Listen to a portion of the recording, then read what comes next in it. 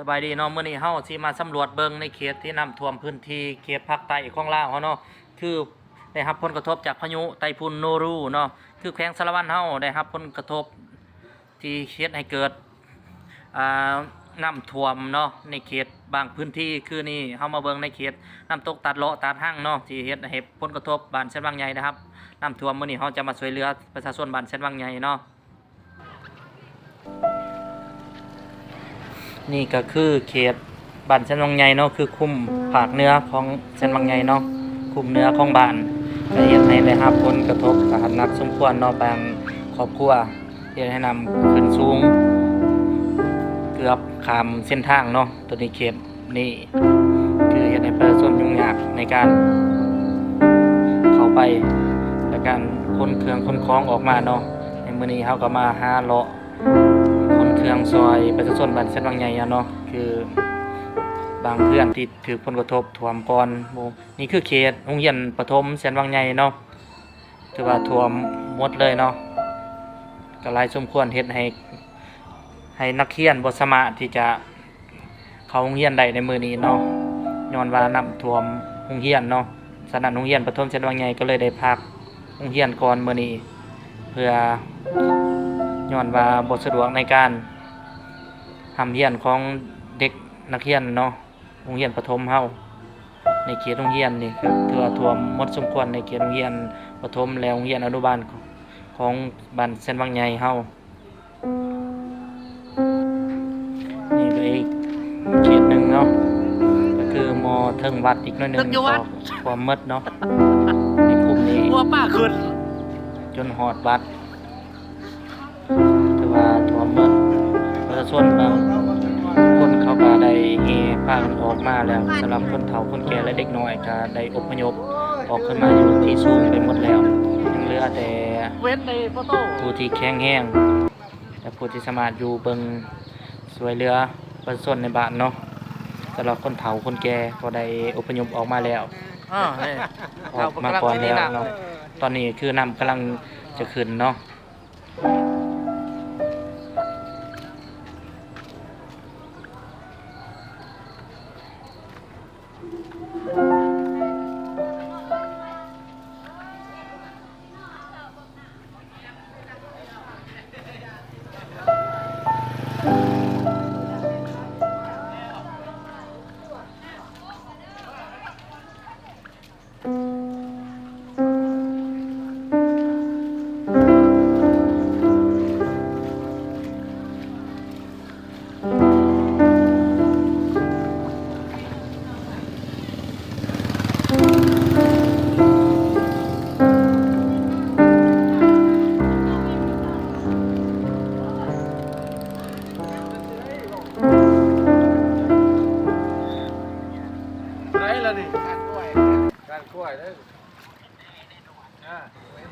ตอนนี้เฮามาเบิ่งอีกมุมเนาะคืออยู่วัดเส้นบางใหญ่เนาะ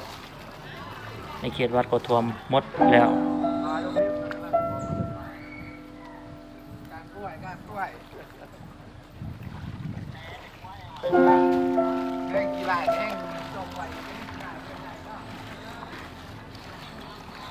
นี่คือในนาวัดเนาะคือว่านำกำลังสีจะข้ามเส้นทางแล้วข้ามทางไปอีกภาคเนาะของนาวัดเส้นบางใหญ่เอามาหาเลาะเบิ่งเนาะนี่เดินวัดเนาะในเดินวัดก็คือว่าเครื่องของบางอย่างที่เพิ่นว่าให้น้องประชาชนบ้านเส้นบางใหญ่เขาก็ได้ช่วยเหลือคนขึ้นที่สูงหมดแล้วเนาะยังเหลือที่เพิ่นเก็บขี้เหงื่อที่มันเกาะข้างตามต้นไม้ในเดินวัดเนาะก็เก็บออก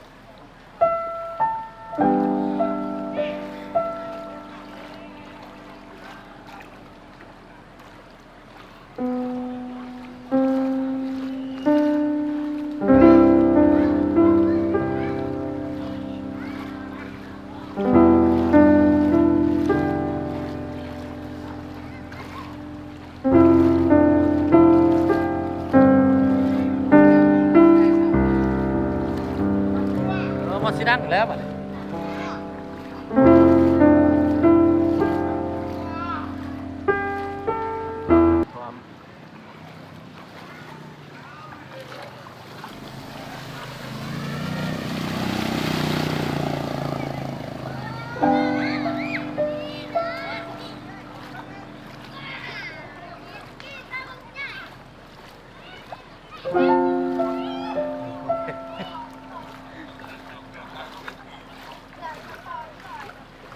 ข่าวบ๊อบบี้กำลังสินี่นำ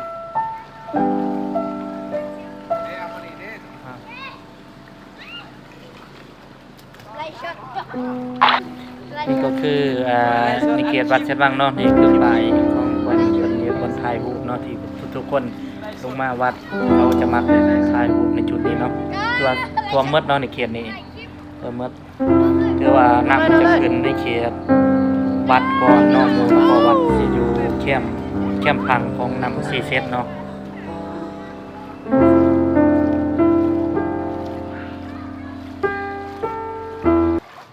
โอ้ไอ้มาเกี่ยวตึกแล้วบ้าง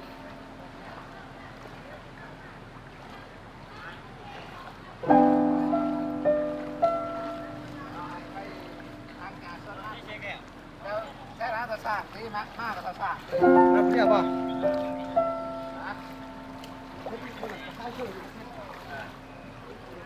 ไอ้ลง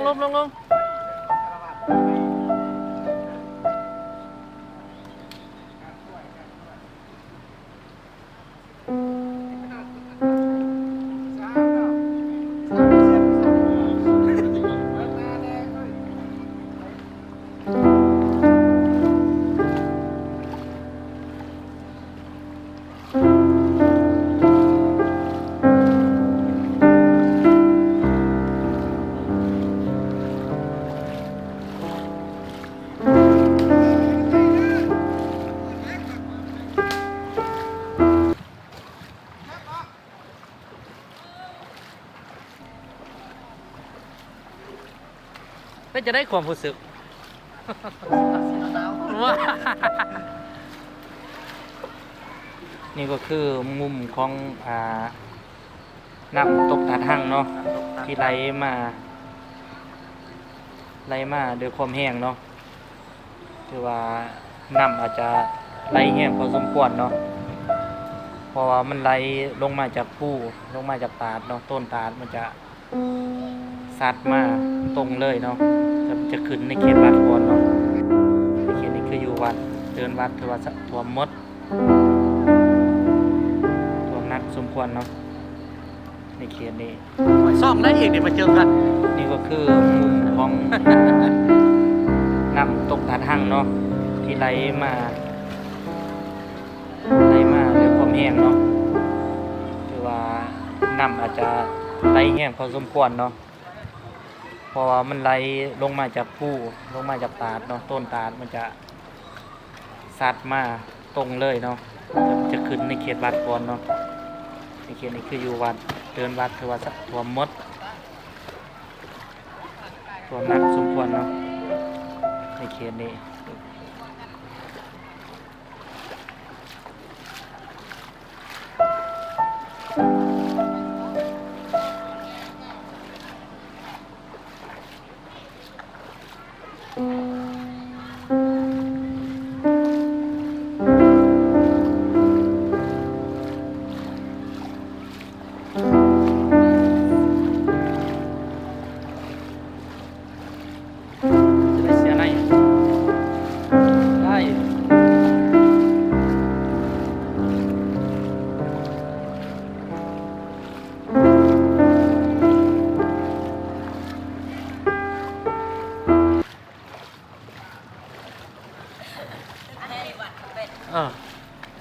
โซ่ห่วยตัวมันมาเลยแฮอยู่วัดห่วยซ่องได้เดี๋ยวมาเจอกันเลย หมดแล้วบริบีบนะเมื่อกี้นี่ป้าบวชเมื่อกี้ ลองเบิ่งน้องว่าสิมานหรือบ่เนาะเห็นป่ามันบวชเนาะเดี๋ยวลองเบิ่งคือสิมานอยู่แต่ว่าป่ามันขึ้นเนาะลองตึกเบิ่งบูว่าสิมานหรือบ่ มาลุ้นเบิ่งนำกันเนาะจะสิถึงปลายังแหละปลาคิงหรือปลาคองมก่อนเพิ่นว่างมก่อนโอ้ยแน่นอนนอนสุดท้ายย่อขึ้นเบิ่งค่อยย่อขึ้น ตัวนะ โอ้สิสงสัยสิถือแน่นอนแล้วค่อยย่อขึ้นแน่ว่างเปล่า แม่ไหม เป็นปลาต้องบัดนี้ปลาต้องเต็มมาหยะเลยประมาณใต้ตลาดบ่ได้กิน ใส่ยังไงสิโดนอยู่ในกระสอบ ถือไปเลย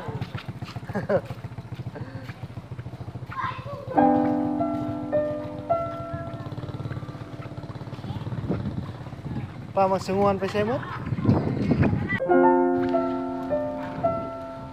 วันเดียวเสียวันเดียวต้องมาคืนมาวันนี้หนักขึ้น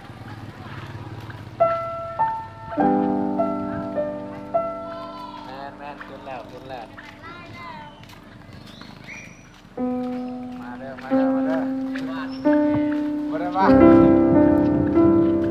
ใต้ซื่อ เอ เนาะ อไอ้โมว่ามีแห่นะทำไม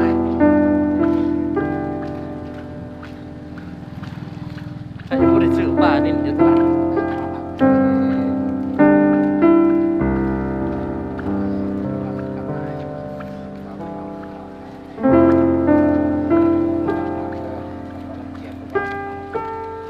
สาบกินกล้วยก็ว่า กำลังถามทาง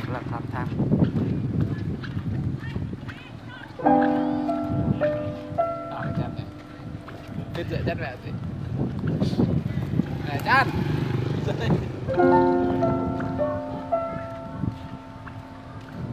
เฮ้ยเจ๊กุ้ง เจ๊ก้องไปจะได้ความรู้สึกบอกว่าผู้บ่าวสิซอยเนี่ยบอกว่าผู้บ่าวสิมาซอยนี่ จะได้ว่าให้โทรมาเนี่ยว่าตัวแท้เป็นจิลีไป เล่นความกระเมาคนกัน น้ำก็ตัวผู้ดัง เฮ้ย เนาะ เฮ้ยทางกลางเด้อ เอาเมื่อวานเพิ่งเฮมันเด้อมันจะไปตึกอยู่น้องก็จะแม่งรถ นี่กันบ้านพี่กรณ์เรียบร้อยเดี๋ยวก่อนกันบ้านก็พี่นั่นเรียบร้อยแล้วจ้ะ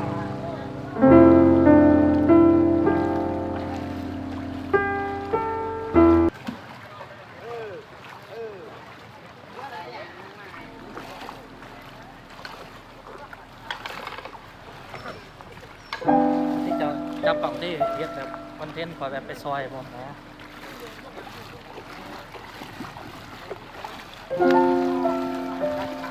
ของกลางเด้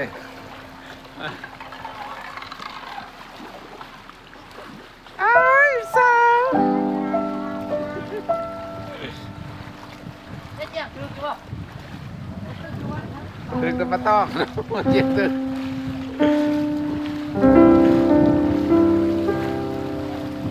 อันนี้หมูย่ออันไหนกินหน่อยกินนะนี่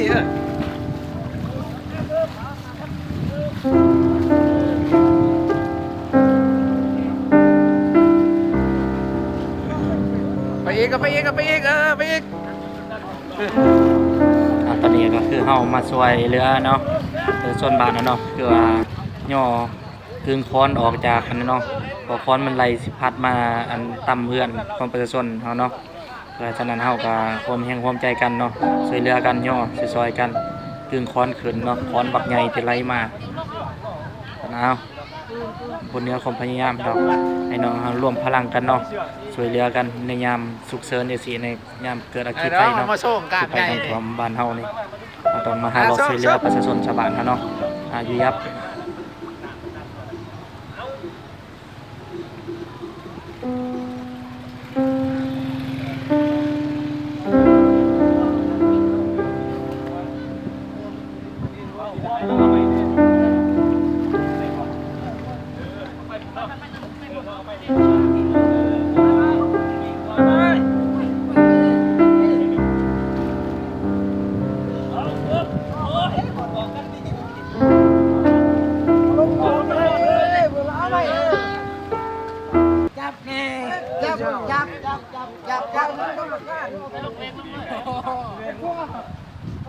เฮ้ยย่อได้ย่อสบาย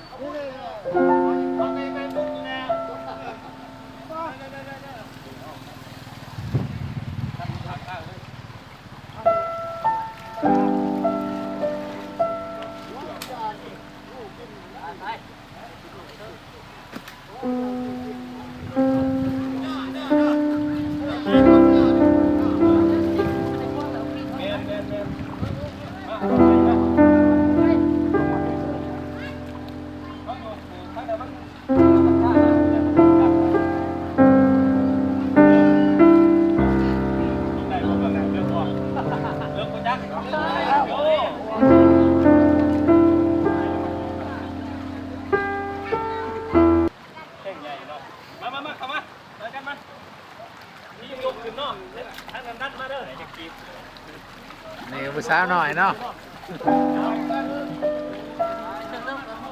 คือแล้วสังคมเนี่ยก็เห็นนะเบิ้งเนี่ยแต่คิดแต่ค่อย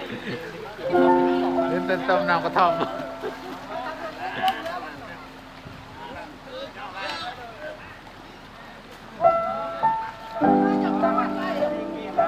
โอ้ยยังมาขึ้นนะหนาว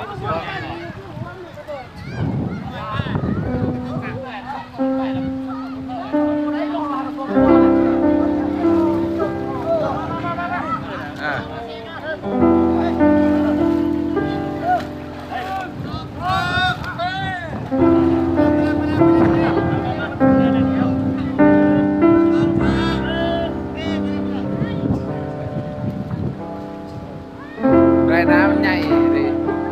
แต่ว่าน้ำลงมันลงกับน้ำเนาะ โย่กับโย่ ขึ้นป้ายอย่างนั้นไงป้ายมันโล่ง โยสลอยอยู่ปะลอยกับเพื่อน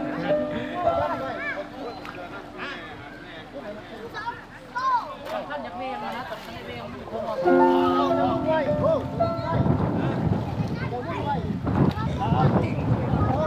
แล้วเวงให้บุญหมอ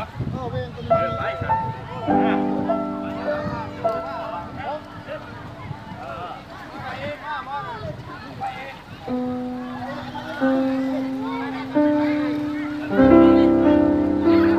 สาวสาวเนี่ยเลย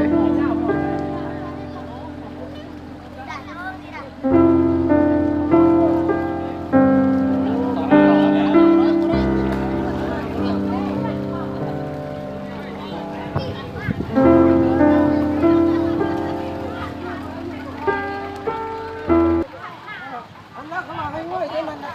ทำอย่างนี้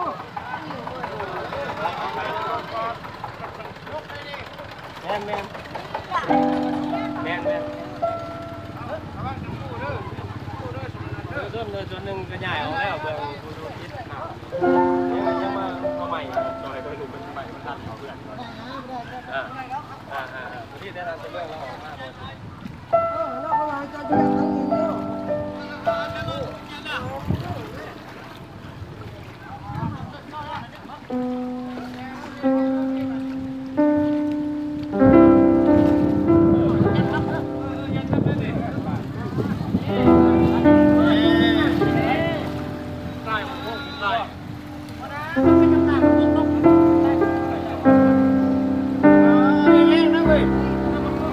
มีคนจับรถไปจะบอกไป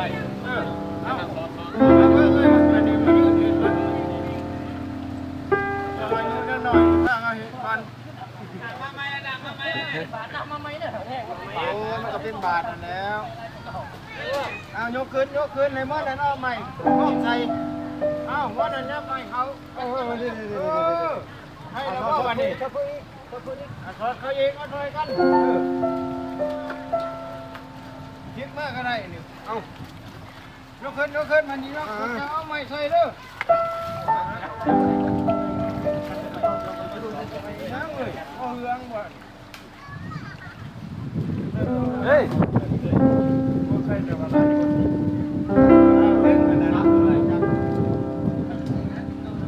ดึงแล้วมันดึงเกินซุกมาพี่มันมิดเลยอะไร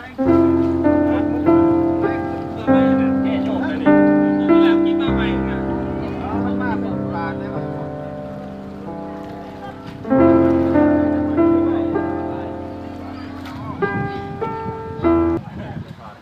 ทำไมนี่มาเป็นนี่นู่น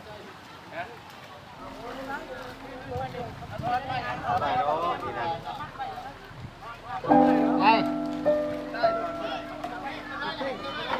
ไง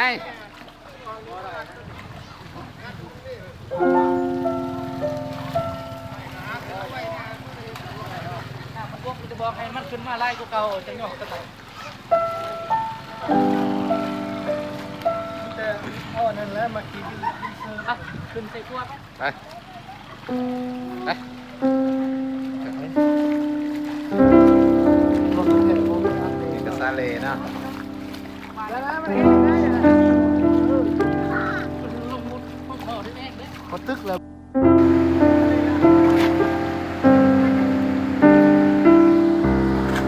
นี่ก็คือเขตตะเลาะตะทั่งเนาะน้ำก็ถือว่าท่วมหมดเนาะท่วมกลัวพวกเขาที่ขาดไปบางปี2019เนาะน้ำท่วมเนาะพวตะเลาะจ้ะในเขตนี้ถือว่าท่วมหมดเอามาในจุดนี้คือจุดที่ครัวเตาที่ขาดไปก่อนเมื่อปี2019ปีก่อนเลยเนาะเอาปีก่อนที่น้ำท่วมหนักสมควรเนาะแขวงสารวัตรมาสุดนี้ก็คือใครเนี่ยแต่ว่าฝนตกหนักอยู่แต่ว่าฝนเศร้าก่อนเนาะเฮ็ดในน้ำลดลงแล้วในเขตนี้นี่ก็คือลดลงแล้วก่อนหน้านี้คือน้ำแถวเขตนี้ทั่วท่วมหมดเนาะ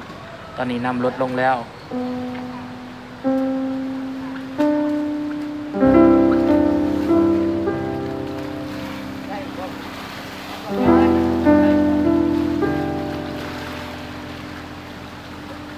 นี่คือการทำมาหากินของชาวประมงเนาะ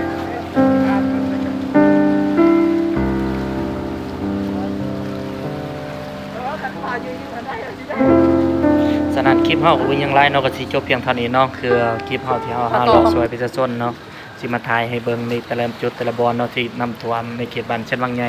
เมืองไหลแขวงสารวัตรเฮาเนาะฉะนั้นคลิปเฮาก็บ่ยังหลายดอกก็มีแต่เพียงเท่านี้แล้วก็ขอขอบใจเนาะสำหรับคนที่เข้ามาเบิ่งอย่าลืมกดไลค์กดแชร์ในเด้อเพื่อเป็นกำลังใจเนาะให้เฮาเฮ็ดคลิปต่อๆไปเนาะขอขอบใจหลายๆ